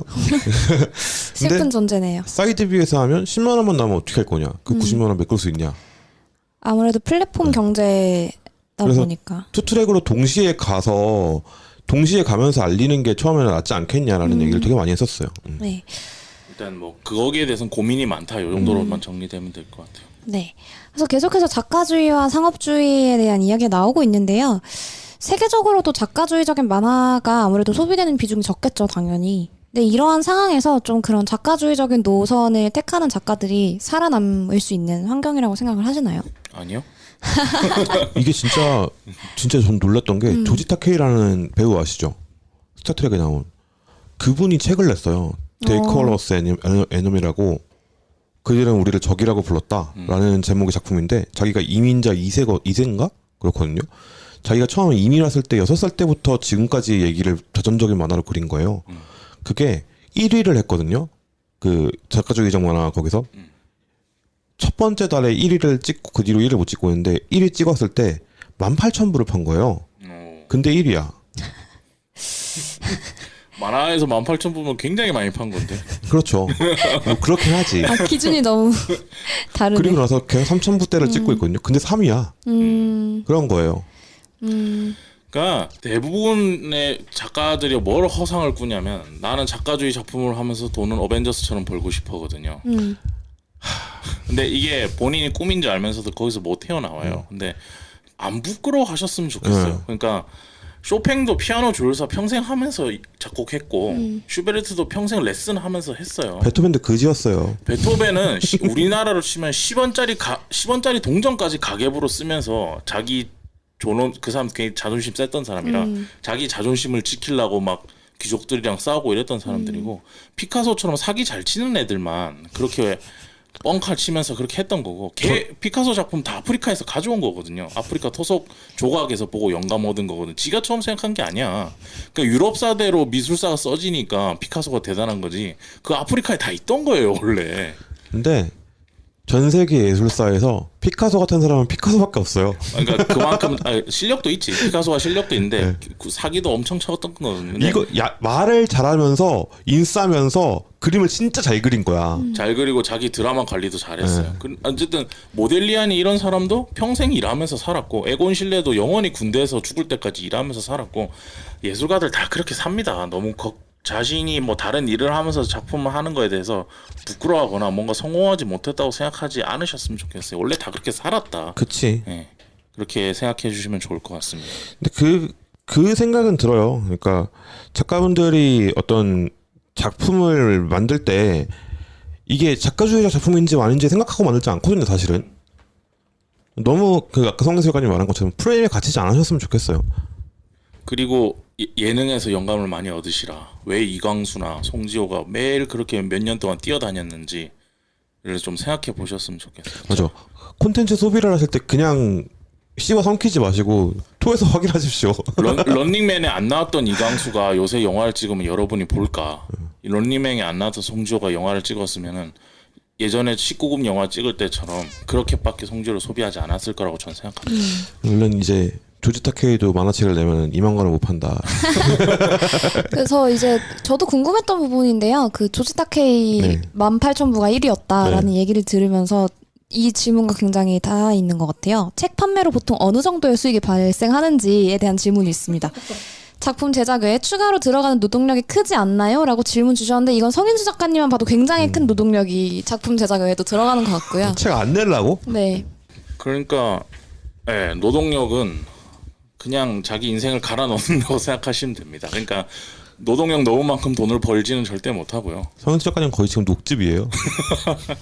뭐 근데 그거는 이유가 있어요. 제가 이 만화판에서 쓰이고 싶은 성인수의 모습과 만화판 사람들이 성인수를 쓰고 싶을 때의 모습이 많이 달라서 저는 뭐 축제 운영위원이나 뭐 이런 것들 제가 할 생각이 별로 없었거든요. 근데 너가 그쪽으로 일을 해야 된다라고 얘기를 해주셔서 하는 거지. 어쨌든 그래서 수익은요? 저는 만화로 이때까지 이익이 없습니다. 다 적자고요. 다 적자인데 명성은 남았죠. 이제 여기서 뭔가 얘기를 하면 사람들이 귀 기울여주고 쟤 또 미친 소리 한다 이러면서 봐주기는 하니까. 그리고 뭐 유명한 작가들이랑도 성인수의 존재는 알잖아. 그 정도면 이제 많이 됐다고 생각하고 이제 그렇습니다. 수익은 안 나요. 수익은 안 난다고 보시면 되고. 돈 벌려고 만화했으면 여기 있으면 안 돼요. 제가 만약에 돈 벌 생각으로 악착같이 만약에 만화를 했으면 아까 얘기했듯이 장르물에 더 침체해서 저는 비애를 하고 있을 겁니다. 오. 비엘도 돈 안 되고요. 아닙니다. 그럼 뭐가 돈이 되나요? 전독치가 돈이 되죠. 뭐 어쨌든 그런 상황이라 돈은 안 돼요. 돈은 단위가 안 달라 된다. 단위가. 그리고 그래서 항상 강의할 때나 얘기하지만 여러분 항상 돈 벌 창구를 만들어 놓고 만화하셔라. 천천히 해도 된다. 이게 어떤 자기 페르소나를 분리를 못 시키는 데서 오는 혼란 아닐까 싶어요. 일하는 나와 그 일 바깥에 있는 나는 다른 사람인데 작가들은 이게 하나를 뭉쳐져 있는 경우가 되게 많잖아요. 그래서 나는 작가를 해서만 돈을 벌어야 돼라고 생각하시는 분들 진짜 많은 것 같아요. 뭐 전세 인명사전 예술가 인명사전 찾아보세요. 한 피카소 하나입니다. 피카소 하나. 7, 80%는 다 투잡, 쓰리잡 뛰면서 했어요. 아니면 고우처럼 동생이 개부자야. 그런 경우면 가능하다. 뉴턴도 교수 하면서 했어요. 다 그렇게 하는 겁니다. 세무서에서도 일하고. 막다 일하 그렇게 하면서 자기 하는 거 하고 싶었던 거 했던 거예요. 이 세상에 하고 싶은 거를 해서 돈 버는 사람은 몇 명 없어요. 근데 그건 있죠. 우리나라가 자기 일을 가지고 다른 걸 하기에 그걸 냅두지 않아. 그거는 맞는데 네. 미친 척하면 또 되기도 합니다. 저는 그렇게 생각해요. 근데 그게 잘못하면 자칫 잘못하면 노력회로로 갈 수 있어서. 그 경계가 좀 그런 말이 애매한. 아니네. 근데 선택은 본인이 하셔라 이렇게 말씀할 수밖에 없네. 작품 제작 외에도 추가로 들어가는 노동력이 굉장히 크다라고 말씀을 주셨는데 네. 이런 질문이 하나 있어요. 저는 책은 내고 싶은데 제작 외에 다른 일들을 하긴 겁나고 싫으면 어떻게 해야 하나요? 못하죠. 독립 출판은 못하죠. 사이드비로 오십시오. 일단 저한테 상담으로 오시고요. 네. 근데 뭐 만화 원고를 만드는 것과 책을 만드는 것, 또 그거를 셀링하는 것, 홍보하는 것은 다 완전 별도의 문제예요. 그리고 그것들이 다 제대로 순차적으로 구현되기 위해서는 평소에 자기 독자들과 어떤 드라마를 평소에 잘 쌓아놨는지가 엄청 중요하거든요. 그런 점에서 봤을 때 책 원고만 내고 싶어. 그럼 원고를 엄청나게 잘하면 돼요. 그러면 알아서 모셔갑니다. 근데 그런 게 아닌 경우에, 근데 한국에서 원고를 엄청 잘한다는 거는 글쎄요, 출판사들마다 좀 다르겠지만 대부분 개인 서사를 좋아해요. 혼자 나레이션 깔면서 얘기하는 독립 만화 중에는. 네, 그런 만화들을 좋아해서 일단 인스타를 많이 보니까 인스타에서 연재를 하시고 그 다음에 이렇게 출판사를 컨택하는 방법이 있고, 그게 아니라 책만 내고 싶은 경우에는 본인이 엄청 잘해야 됩니다. 그거 말고는 하고 싶은 것만 해서는 책만 낼 수는 없어요. 그래요. 고민할 시간에 원고를 하십시오. 네, 일단 원고가 일단 원고가 있어야 그 다음을 생각할 수 있으니까. 네, 그러면 원고 얘기가 나온 김에 작품 제작에 대한 이야기를 좀 해보려고 합니다. 작품을 한다는 것과 관련된 질문들도 몇 가지 들어왔는데요. 먼저 작품을 만들면서 괜찮은지 아닌지 감을 못 잡겠어요. 어떻게 해야 될까요? 라는 질문이 있어요. 이거는 굉장히 간단한데 한 2주 정도 그 작품에 대한 모든 걸 손을 놓고 딴짓을 하시다가 한번 보세요. 완전히 자기 머리에 써서 이 작품을 지워내고 다른 일을 했다가 내용이 좀 기억날랑 말랑 할 때 그 작품을 다시 처음부터 읽어보면 보입니다. 김장할 때 장독대를 땅에 묻는 거랑 비슷한 느낌인가요? 그런가? 하여튼 그 과정을 한 3번 정도 거치면 그래도 자기가 평소에 가진 실력만큼은 나와요. 근데 이게 되게 불안하신 분들도 있을 거거든요. 내가 2주 동안 못 견디겠는 분들이 있을 거예요. 그런 분들은 믿을 만한 사람들한테 보여주세요. 믿을 만한 사람이 없다. 그럼 저한테 연락하십시오. 근데 이게 굉장히 위험한 게 휘둘려요. 처음부터 이러면. 그러니까 자기가 혼자서 자생하는 법을 좀 가진 상태에서 남의 피드백을 들으면 자기가 가져가야 될 것과 취해야 될 것과 아닌 것들이 명확하게 좀 구분이 되는데 첫 작품인데 처음부터 그렇게 해버리면, 만화 제작은 습관이라서 습관이 제일 중요해서 나중에도 그 습관대로 계속 만들거든요. 그러면 굉장히 자기 대중성 있는 만화를 만들 게 아니라면 그게 굉장히 흔들린다고 저는 생각해요. 그래서 뭐든지 이쪽 분야에서 할 때는 한두 번은 망한다 생각하고 내 돈 투자해서 그냥 망한다 생각하고 작품을 내고 그리고 나서 방금 말씀드렸던 그 과정을 좀 통하고 내가 어느 정도 내 만화를 컨트롤하기 시작했다. 그때 다른 사람들한테 보여줘서 평가를 받고 거기에 대한 걸 섭취해서 소화를 하는 게 좋지 않나라고 저는 생각합니다.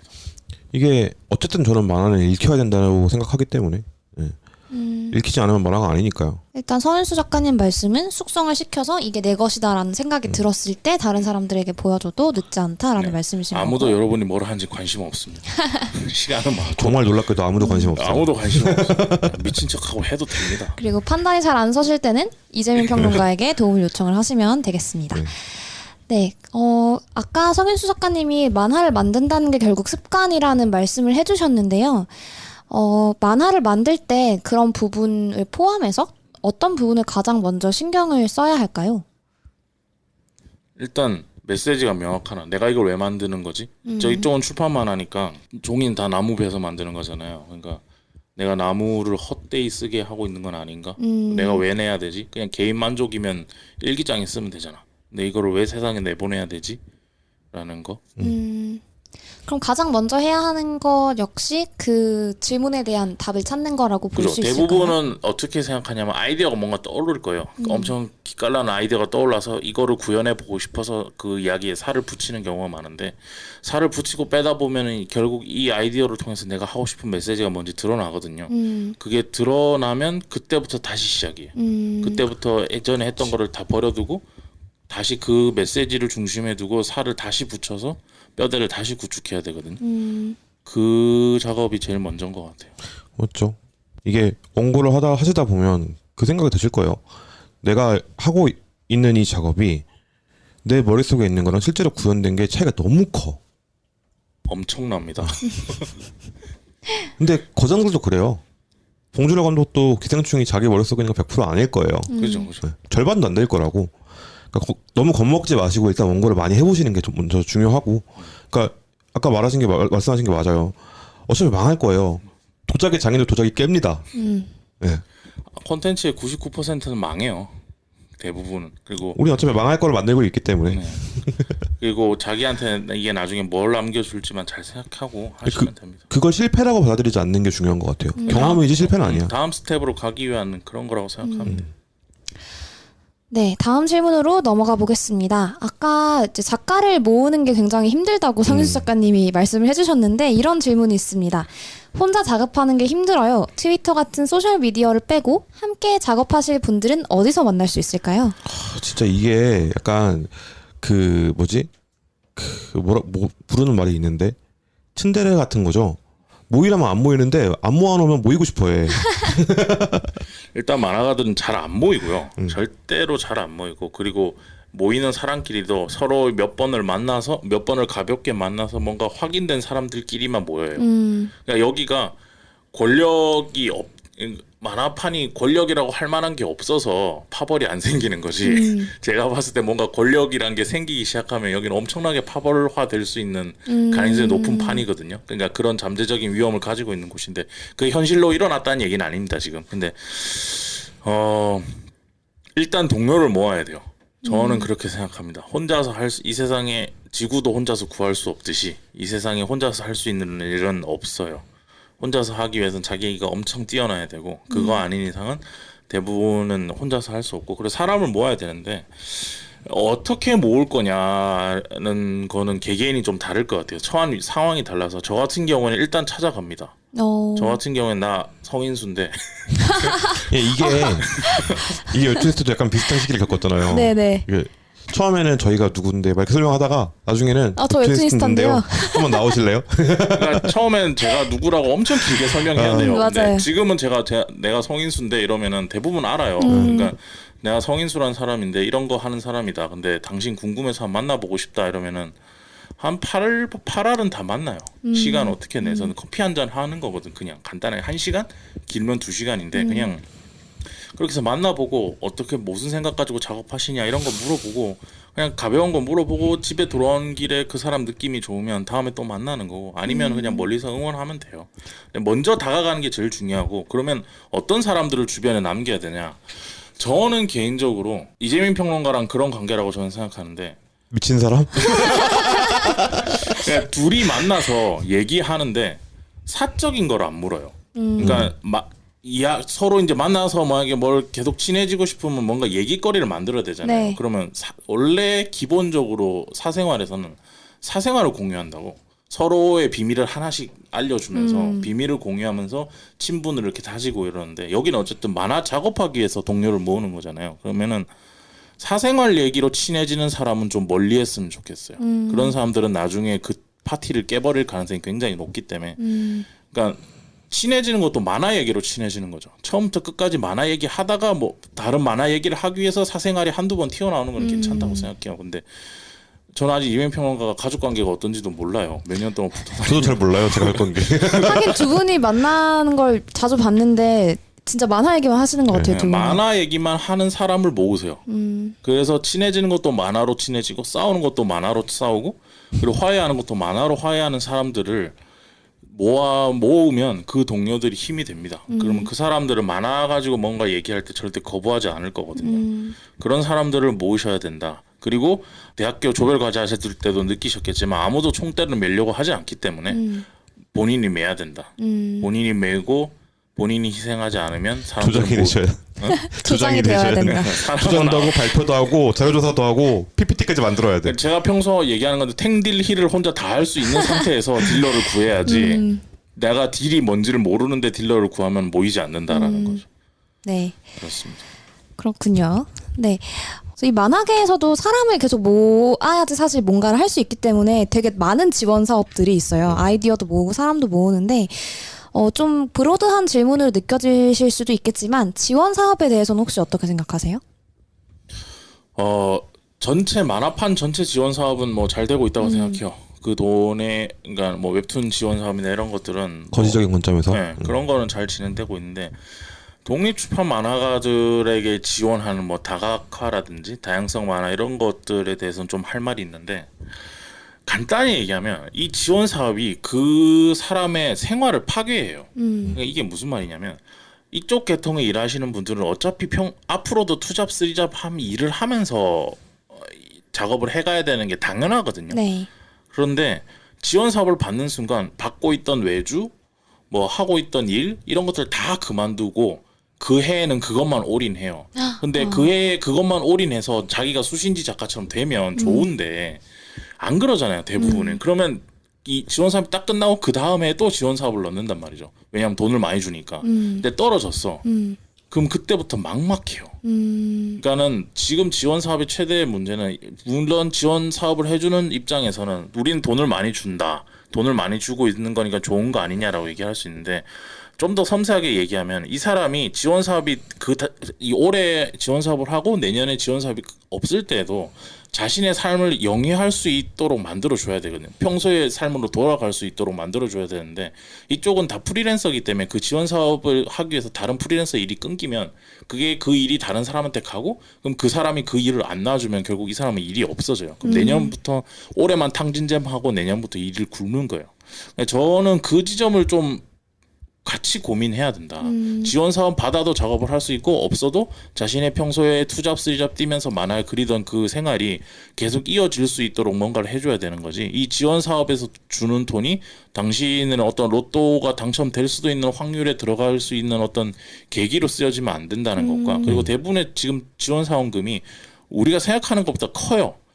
제가 여기서 책 만들면서 느꼈던 건 노동력 단가 빼고 나서라도 책 제작하는 데 있어서의 필요한 금액보다 지금 돈이 크게 주거든요. 지원 사업에서. 그러면 작가들은 막 그 서류 쓸 때 막 자기 원고를 막 150 막 이렇게 막 쓴다고. 그러면은 그게 평소 자기 실력에 비해서 너무 많은 돈과 그리고 자기 생활이 파괴될 정도의 돈을 지원 사업을 한 몇천만 원 받으니까 3천 받나요?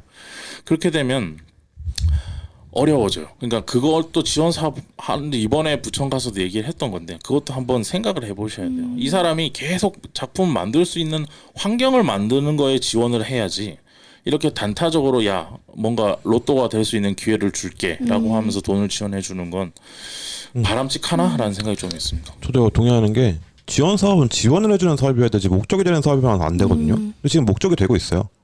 그러니까 지원 사업 하는 팀에 물어보면 그 얘기를 해요. 위에서 결과물을 원한다. 그것 때문에 자기들도 유동성이 좀 적다라는 얘기를 하긴 하더라고요. 되게 중요한 말씀 해주신 것 같아요. 결국에는 지속 가능한 작업을 할 수 있도록 지원을 해주는 게 지원 사업이 되어야 된다. 해보니까 네. 그렇더라고요. 해보니까. 진흥원이잖아요. 진흥하는 거는 원래 돈이 안 돼요. 결과가 안 나와요. 한참 뒤에 결과가 나와. 빅히트는 뭐 BTS가 뜰 줄 알고 투자를 했나? 알았을 수도 있지 방시혁이면. 근데 이 정도는 몰랐을 거라고. 네, 이 정도일 줄은 몰라. 지원 그렇습니다. 그래서 이 부분도 좀 수정이 필요하지 않나라고 생각을 하고 있습니다. 네. 그래서 지금까지 만화에 대해서 굉장히 다양한 이야기 또 깊이 있는 이야기를 해봤는데요. 결국에는 두 분이 이렇게 몇 년 동안 열심히 자기 생활을 털어가며 미친 사람들. 활동들을 하고 계시는 게 결국에는 만화를 너무 좋아하기 때문이 아닌가 싶어요. 그래서 두 분이 생각하실 때 만화의 가장 큰 매력이 뭐라고 생각하시나요? 만화의 가장 큰 매력? 이젠 잘 모르겠어요. 정답. 저도 연애할 때 뭐 그 사람 어디 좋아서 연애하고 이런 거 없잖아. 처음에는 이미지랑 네. 텍스트가 합쳐져 있다는 그게 되게 매력적이었던 것 같아요. 그러니까 소설을 좀 되게 좋아했는데 소설이랑 회화가 같이 있잖아요. 네.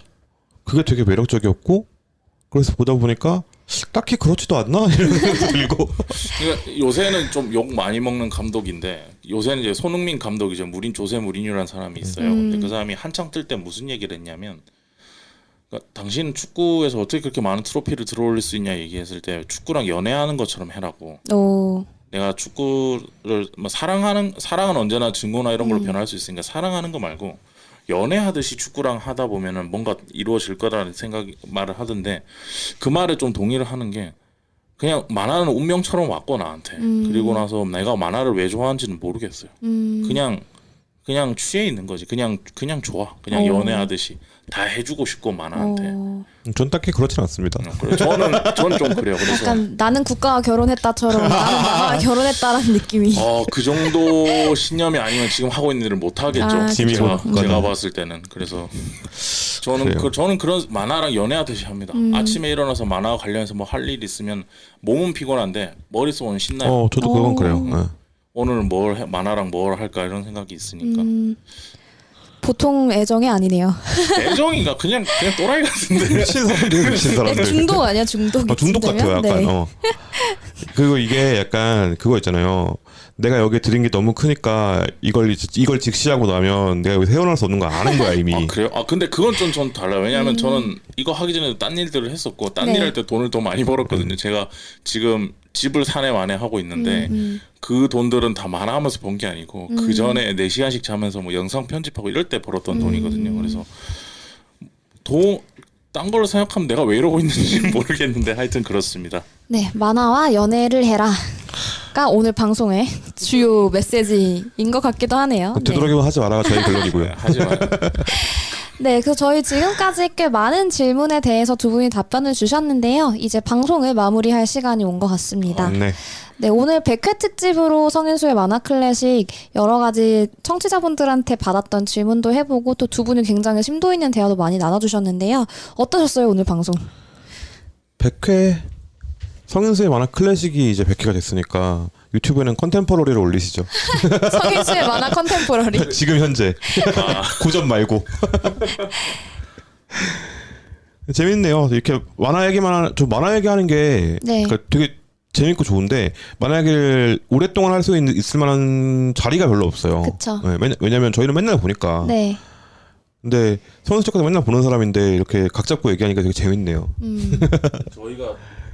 저희가 둘이 이제 생각이 좀 많이 달라서 평소에는 웬만하면 서로 얘기를 잘 안 해요.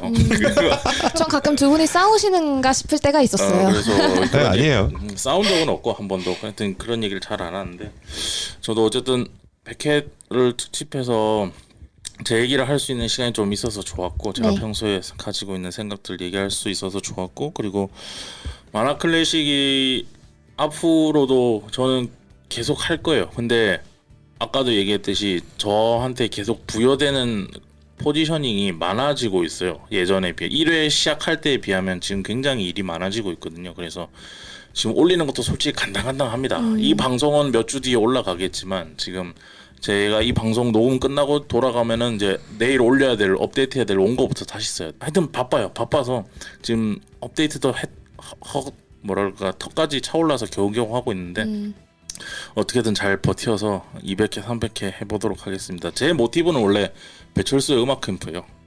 그런 느낌. 16년, 20년을 하겠다는. 아니. 길게. 강을 길게. 그런 톤과 그런 분위기를 원해서 하여튼 그렇게 해볼 건데 최선을 앞으로 다 해보겠습니다. 네. 오늘 저도 진행하면서 굉장히 많은 이야기 재밌게 들어서 너무 기분 좋게 녹음했던 것 같고요. 앞으로도 성인수의 만화 클래식 배철수의 음악 캠프처럼 16년, 20년 하는 방송이 큰일 났다. 되도록 잘못 말한다. 기도하면서 오늘 방송 마무리하겠습니다. 30대에 시작한 방송이 70대에 끝나기를. 장수하세요. 감사합니다.